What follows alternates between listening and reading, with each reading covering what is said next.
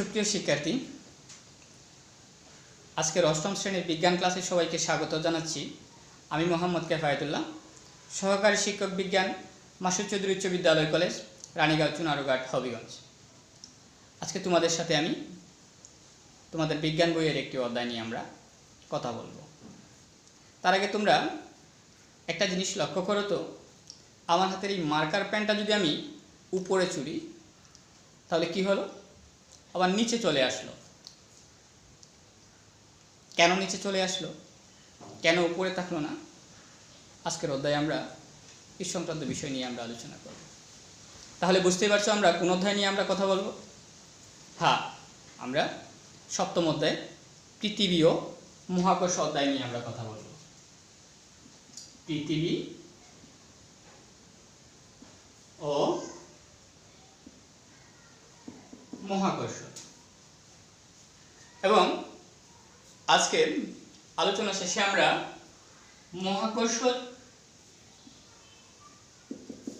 মহাকর্ষ কি আমরা জানব।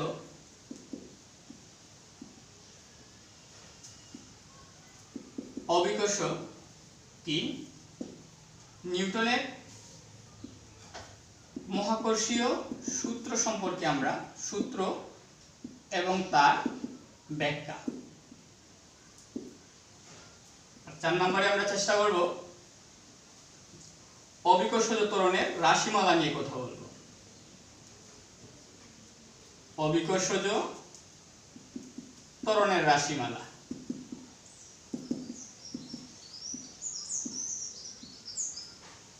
এই জিনিসগুলো নিয়ে আমরা আজকে ক্লাসে আলোচনা করব। তাহলে আসো যে মহাকর্ষ কি।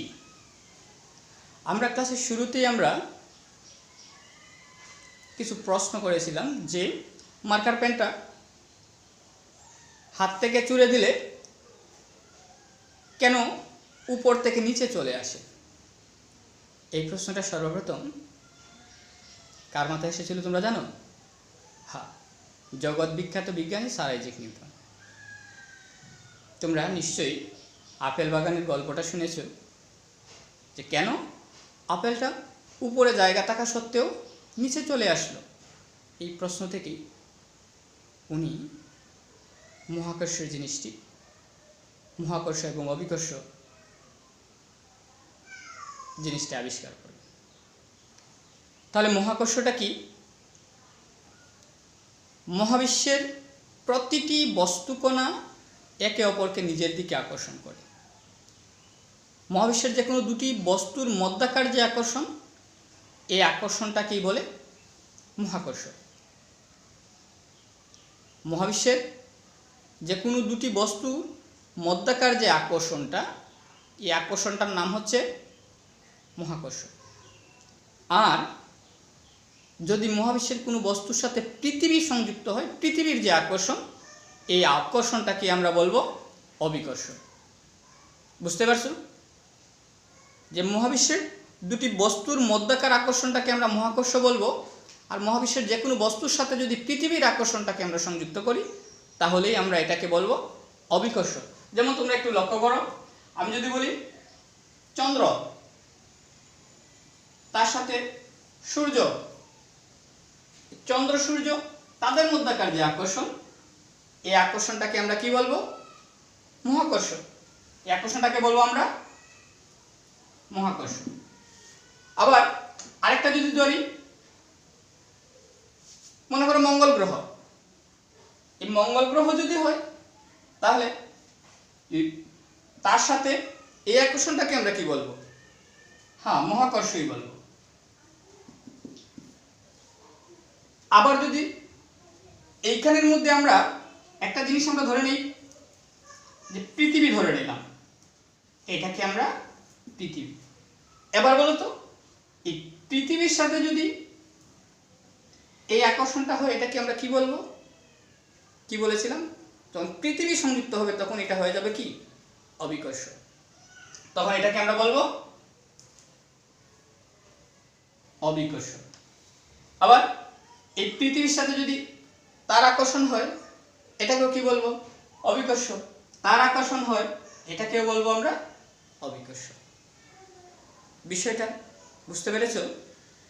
মহাবিশ্বের যে কোনো দুটি বস্তুর মধ্যাকার আকর্ষণটাকে আমরা বলবো মহাকর্ষ। আর যখনই পৃথিবী এখানে সংযুক্ত হয়ে যাবে তখনই আমরাকে এটার নাম দিয়ে দিব কি? অভিকর্ষ। তাহলে কলমটা কেন নিচে পড়লো? কিসের কারণে? এটার নামকে আমরা কি দেব? হ্যাঁ, অভিকর্ষ। গাছ থেকে একটা আম পড়লো, কিসের কারণে পড়লো? অভিকর্ষ। আশা করি মহাকর্ষ এবং অভিকর্ষ সম্পর্কে তোমরা বুঝতে পেরেছ। এবার আমরা নিউটনের মহাকর্ষীয় সূত্র নিয়ে আমরা কথা বলবো। তাহলে নিউটনের মহাকর্ষীয় সূত্রটা কি? আমি একবার বলি, তোমাদের বইয়ের মধ্যেও সূত্রটা রয়েছে। মহাবিশ্বের প্রতিটি বস্তুকণা একে অপরকে নিজের দিকে আকর্ষণ করে। এই আকর্ষণ বলের মান বস্তুকণাদ্বয়ের ভরের গুণফলের সমানুপাতিক এবং এদের মধ্যবর্তী দূরত্বের বর্গের ব্যস্তানুপাতিক। এই বল এদের সংযোজক সরল রেখা বরাবর ক্রিয়া করে। এই ছিল নিউটনের মহাকর্ষ সংক্রান্ত সূত্র। সূত্রটা একটু জটিল হয়ে গেছে। মনে রাখবা যে এই সূত্রের মধ্যে কয়টা জিনিস রয়েছে, কয়টা স্টেপ এই সূত্রটা। সর্বপ্রথম আমরা কি বলেছি? যে মহাবিশ্বের প্রতিটি বস্তুকণা একে অপরকে নিজের দিকে আকর্ষণ করে। তারপরে কি বলেছি? যে এই আকর্ষণ বলের মান। তাহলে কি সম্পর্ক? আকর্ষণ বল। আমরা একটা পেলাম কি? যে আকর্ষণ বল। এই আকর্ষণ বলের সাথে কিসের সম্পর্ক? এই আকর্ষণ বলের মান বস্তুকণাদ্বয়ের ভরের গুণফলের সমানুপাতিক। তাহলে এই আকর্ষণ বলের সাথে কিসের সম্পর্ক? ভরের সম্পর্ক। ভরের যে সম্পর্কটা, এই সম্পর্কটা কিরকম সম্পর্ক? সমানুপাতিক। সমানুপাতিক সম্পর্ক। প্রথম স্টেপ বুঝতে পেরেছো? 2 নম্বরটা কি? এই আকর্ষণ বলের সাথে দূরত্বের সম্পর্ক। কিসের সম্পর্ক? দূরত্বের সম্পর্ক।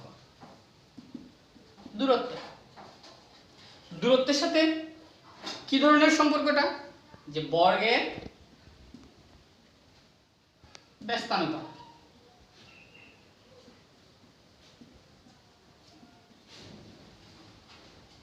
বর্গের ব্যস্তানুপাত। তাহলে সূত্রটা আমাদের মনে রাখতে হলে তোমরা যদি এইভাবে স্টেপগুলো আলাদা করে নাও, যে সম্পর্কটা কিসের সাথে? আকর্ষণ বল। আকর্ষণ বলের সাথে কার সম্পর্ক? ভরের সম্পর্ক। কি ধরনের সম্পর্ক? সমানুপাতিক। তাহলে আমরা বলে ফেলবো আকর্ষণ বলের মান বস্তুকণাদ্বয়ের ভরের গুণফলের সমানুপাতিক। 2 নম্বরটা কি? দূরত্বের সাথে সম্পর্ক। কি সম্পর্ক? বর্গের ব্যস্তানুপাতিক। তাহলে দূরত্বের বর্গের ব্যস্তানুপাতিক। এই ছিল 2টা টার্ম। এবার তোমরা তোমাদের বইয়ে দেখে পড়ো তো একবার কীরকম হয়। আশা করি এবার সূত্রটা তোমাদের কাছে সহজই লাগবে। এবার আসো আমরা এই সূত্রের ব্যাখ্যা নিয়ে আমরা কথা বলি। আমাদের সূত্রের মধ্যে দেখো কি ছিল? যে দুটি বস্তু, আমরা 2টা বস্তু নিলাম। 2টা বস্তু, একটি বস্তুর ভর ধরলাম আমরা m1, আরেকটি বস্তুর ভর ধরলাম আমরা m2। এদের মধ্যবর্তী দূরত্বটা, এদের মধ্যবর্তী যে দূরত্ব, এই দূরত্বটাকে আমরা ধরলাম d। তাদের মধ্যে যে আকর্ষণ বলটা রয়েছে, এই আকর্ষণ বলটাকে আমরা ধরলাম কি? F। এই তো ছিল আমাদের যে দুটি বস্তু ভর, একটার ভর ধরলাম আমরা m1 আর একটার ভর ধরলাম আমরা m2। তাদের 2টা বস্তুর মধ্যে আকর্ষণ বলটা কি? F। দুটি বস্তুর মধ্যাকার দূরত্বটা কি? d। তাহলে আমরা লিখে নেব, ধরা যাক দুটি m1 এবং m2 ভরের দুটি বস্তুর মধ্যাকার দূরত্ব d এবং এদের মধ্যাকার আকর্ষণ বল F। তাহলে সূত্র অনুসারে আমরা কি লিখব? তাহলে নিউটনের মহাকর্ষীয় সূত্র অনুসারে আমরা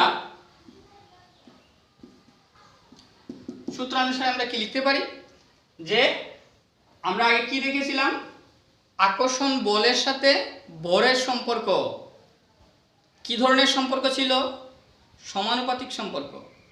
তাহলে ভরের সূত্র ছিল আকর্ষণ বলের মানটা কি, ভরের গুণফলের সমানুপাতিক। তাহলে এখানে একটা ভর হলো গিয়ে কি m1, আরেকটা ভর কি m2, যদি গুণ করি তাহলে কি হয় m1 m2। তাহলে সূত্রানুসারে কি F সমানুপাতিক m1 m2, প্রথম স্টেপটা যেটা আমরা এটা লিখলাম। একটু কথা বলে রাখি, সমানুপাতিক জিনিসটা কি। সমানুপাতিক জিনিসটা তোমরা মনে রাখবা, সমানুপাতিক হলো এই চিহ্নটার মানে হলো যদি আকর্ষণ বলের মানটা বাড়ে তাহলে এদিকে এই বলের গুণফলের মানটাও বাড়বে, আর যদি আকর্ষণ বলের মানটা কমে তাহলে এই মানটাও কমবে। এবার আসো দ্বিতীয় স্টেপটা কি ছিল, যে আকর্ষণ বলটা দূরত্বের বর্গের ব্যস্তানুপাতিক। তাহলে দূরত্বটাকে আমরা কি বলেছি d, দূরত্বটাকে আমরা কি বলেছি d, দূরত্বের বর্গ। বর্গ তো তোমরা নিশ্চয়ই জানো, বর্গের সাথে তোমরা পরিচিত। বর্গ বাংলা শব্দ, এর ইংরেজিটা কি স্কয়ার, তাহলে ডি স্কয়ার, দূরত্বের বর্গ। বর্গের কি ব্যস্তানুপাতিক। ব্যস্তানুপাতিক জিনিসটা কি, ব্যস্তানুপাতিক জিনিসটা মনে রাখবা যে কে কোন সংখ্যা দ্বারা ভাগ করলে ব্যস্তানুপাত হয়ে যায়। অর্থাৎ এক সংখ্যাটাকে অন্য যে কোনো সংখ্যা দ্বারা যখন আমরা ভাগ করব এই সম্পর্কটার নাম হবে ব্যস্তানুপাত। অর্থাৎ দূরত্বের বর্গ ডি স্কয়ার, এই ডি স্কয়ার যদি আমি আমরা ভাগ করি তাহলে এটাকে কি বলবে, ব্যস্তানুপাত সম্পর্ক। বুঝতে পেরেছো ব্যস্তানুপাতটা? তাহলে আমরা লিখব 1/d²। এবার বুঝতে পেরেছো? তাহলে আমরা এদিকে আমরা দুটো সমীকরণ আমরা পেলাম। এবার দুটো সমীকরণকে যদি আমরা সমন্বয় করি তাহলে কি হয় দেখো তো। তাহলে দুইটা সমীকরণকে যদি আমরা একত্রিত করি তাহলে কি হয়, যে f সমানুপাতিক এদিকে ছিল কি m1 m2 ইন্টু 1/d²। এখন এটাকে যদি আমি একত্রিত করি তাহলে কি হয় দেখো তো, যে m1 m2/d²। এবার আমরা যদি এই সমানুপাতিক চিহ্নটাকে আমরা উঠিয়ে ফেলি, সমান চিহ্ন এখানে ব্যবহার করি, তাহলে একটা ধ্রুবক সংযুক্ত করতে হবে। এই ধ্রুবকটাকে আমরা জি নামে ডাকি, এই ধ্রুবকটা জি। এবার আসো এই জিটাকে মহাকর্ষীয় ধ্রুবক বলে, এই জিটাকে মহাকর্ষীয় ধ্রুবক বলে। ধ্রুবকটা তোমরা জানো যে যার মানটা নির্দিষ্ট, যার মানটা নির্দিষ্ট মানটা থাকার কারণে এটা হলো গিয়ে কি ধ্রুবক। অর্থাৎ কি এইখান পর্যন্ত যে জিনিসটা ছিল যে বলের মান যদি বাড়ে তাহলে এটার মানও বাড়বে, আবার এটার মান কমলে এটার মানও কমবে। এখন সমান দেওয়ার কারণে আমরা যদি জির একটা নির্দিষ্ট মান এইখানের মধ্যে বসাই তাহলে বসানোর পরে এদিকের গুণফল আর আকর্ষণ বল তখন সমান হয়ে যাবে। এই কারণে আমরা সমানুপাতিক থেকে সমান চিহ্ন দিয়েছি। এই জির নির্দিষ্ট মান যেটা মানটা তোমরা মনে রাখবা যে 6.673 into 10⁻11 newton metre square per kg square. এককটা হলো newton metre square per kg square. মনে রাখবা এই মহাকর্ষীয় ধ্রুবক জি, আর জির মানটা হলো এটা। বুঝতে পেরেছো?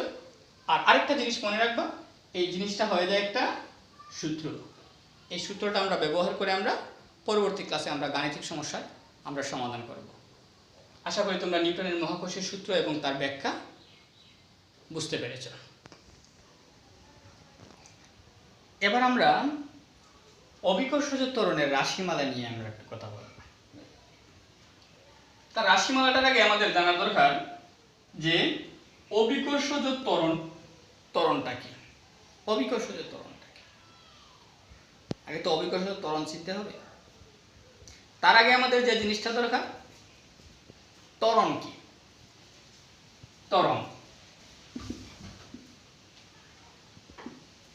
ত্বরণের সংজ্ঞার মধ্যে আমরা জানি যে সময়ের সাথে অসমবেগের পরিবর্তন হারকে ত্বরণ বলে, অথবা বেগের পরিবর্তনের হারটাকেই ত্বরণ বলে। বেগের পরিবর্তনের হারটাকেই ত্বরণ বলে। আর অবিকর্ষজ ত্বরণটা আমরা কি বলবো? অবিকর্ষজ ত্বরণটা বলবো আমরা যে মুক্তভাবে পড়ন্ত বস্তুর বেগ বৃদ্ধির হারকে অবিকর্ষজ ত্বরণ বলে। মুক্তভাবে পড়ন্ত বস্তুর বেগ বৃদ্ধির হারকে অবিকর্ষজ ত্বরণ বলে। এই অবিকর্ষজ ত্বরণটাকে স্মল লেটারে জি দ্বারা প্রকাশ করা হয়। তার একটা একক আছে। এককটা কি? এককটা হলো মিটার পার সেকেন্ড স্কয়ার, বা আমরা এটাকে এইভাবেও লিখি মিটার সেকেন্ড স্কয়ার। বুঝতে পেরেছি অবিকর্ষজ ত্বরণ কি? এবার আসলে আমরা অবিকর্ষজ ত্বরণের একটা রাশিমালা, আমরা এই রাশিমালাটা আমরা একটু প্রতিপাদন করব। তো আমরা অবিকর্ষজ ত্বরণের রাশিমালা প্রতিপাদনের জন্য আমরা ধরে নিলাম যে পৃথিবীর ভর m আর বস্তুর ভরটা স্মল লেটার m, এদের মধ্যাকার দূরত্বটা d। d হলে আমরা নিউটনের মহাকর্ষীয় সূত্র অনুসারে আমরা কি জানি? Fg/m/d²। কোন জায়গা থেকে নিয়ে আসলাম? আমরা তো আগেই আমরা সূত্রটা জানতাম না? F সমান g m1 m2/d²। আমরা একটু আগে এই সূত্রটা আমরা প্রতিপাদন করেছি। এখানে দুটি বস্তু, আর এখানে আমরা দুটি বস্তুর একটা আমরা ধরলাম কি পৃথিবী, আর পৃথিবীর নিকট কোনো বস্তুর যে ভরটা, বস্তুর ভর, এই কারণে পৃথিবীর ভরটাকে আমরা ধরলাম ক্যাপিটাল লেটার m, আর বস্তুর যে ভরটা এটাকে আমরা ধরলাম স্মল লেটার m। এই কারণে আমরা সূত্রে আমাদের প্রতিপাদনে ছিল m1 m2, আর আমরা এখানে কি লিখলাম? ক্যাপিটাল লেটার m এবং স্মল লেটার m। বুঝতে পেরেছো? বল পরিমাপের সূত্র থেকে আমরা জানি যে F সমান mg। এই আমরা আরেকটা জানি। এখানেও দেখো F সমান এটা, আবার এখানেও F সমান এটা। তাহলে 1 এবং 2, এই দুইটা সমীকরণ থেকে আমরা কি পাই? 1 এবং 2, এই দুইটা থেকে আমরা কি পাই? আমরা এই দুইটা থেকে আমরা লিখতে পারি mg সমান gm/d²। লিখতে পারি না? দেখো 5 সমান কত? 4 + 1। আবার 5 সমান কত? 3 + 2। তাহলে কি হয়? এই 4 + 1 সমান 5, আবার 3 + 2 সমান 5। তাহলে আমরা কি লিখতে পারি? 4 + 1 সমান 3 + 2। লিখতে পারি না? এই কারণে আমরা লিখলাম যে mg সমান gmm/d²। এবার যদি আমি উভয় পক্ষে m দ্বারা আমরা ভাগ করি, তাহলে কি থাকে? g সমান gm/d²। এটাই হলো অবিকর্ষজ ত্বরণের রাশিমালা। এই সমীকরণটাকে অবিকর্ষজ ত্বরণের রাশিমালা বলে। আবার এটা যখন যদি বলে অবিকর্ষজ ত্বরণের মানটা এর দূরত্বের বর্গের ব্যস্তানুপাতিক, এইরকম যদি কোনো কিছু বলে তোমাদের, তখন মনে রাখবা যে জির মানটা কি? ধ্রুবক, এম এর মানটাও কি? ধ্রুবক। তাহলে যদি ধ্রুবক হয় আমরা এটাকে তখন আমরা এতটুকু বাড়াইতে পারি যে জি সমান ধ্রুব গুণ 1/d², তখন আমরা লিখতে পারি 1/d²। আর সাইড নোটে দিয়ে দিবে যে জি এবং এমটা কি ধ্রুবক, এই কারণে। আবার এই সমীকরণ থেকে তখন হবে এইটা।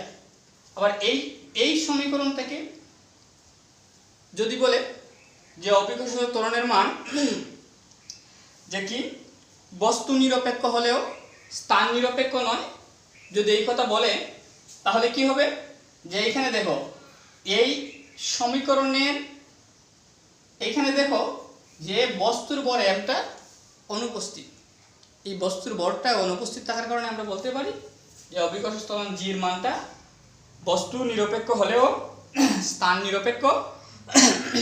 নিরপেক্ষ নয়। বুঝতে পেরেছ?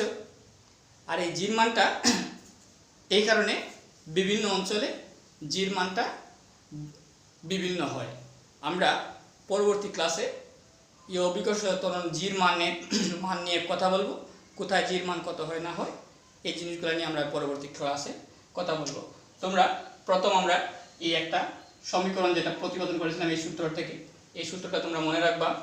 আর এইখানের মধ্যে এই আরেকটা, এই দুইটা সূত্র মনে রাখবা, কারণ এই দুইটা সূত্র আমরা ব্যবহার করে আমরা গাণিতিক সমস্যার সমাধান করব। এবং আগামী ক্লাসে আমরা অভিকর্ষজ ত্বরণ জির মানটা বিভিন্ন অঞ্চলে বিভিন্ন হয় কেন, তার মান আদর্শ মান কত আর কোন অঞ্চলে মান কত হয়, এই বিষয়গুলো নিয়ে কথা বলবো। আজকে এখানেই বিদায় নিচ্ছি। সবাই ভালো থাকো, সবাইকে ধন্যবাদ।